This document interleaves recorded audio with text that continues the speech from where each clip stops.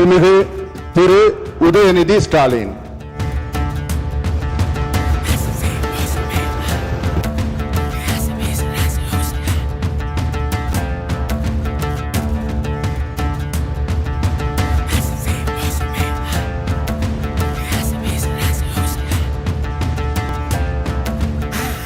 சட்டமன்ற பேரவையின் உறுப்பினராக தேர்ந்தெடுக்கப்பெற்ற உதயநிதி ஸ்டாலின் எனும் நான் சட்ட முறைப்படி நிறுவப்பெற்றுள்ள இந்திய அரசமைப்பு சட்டத்தில் உண்மையான நம்பிக்கையும் பற்றுறுதியும் கொண்டிருப்பேன் என்றும் இந்திய நாட்டின் இறையாண்மையையும் ஒருமைப்பாட்டையும் நிலைநிறுத்துவேன் என்றும் நான் மேற்கொள்ள இருக்கும் கடமையை நேர்மையுடன் நிறைவேற்றுவேன் என்றும் உளமாற உறுதி கூறுகிறேன்.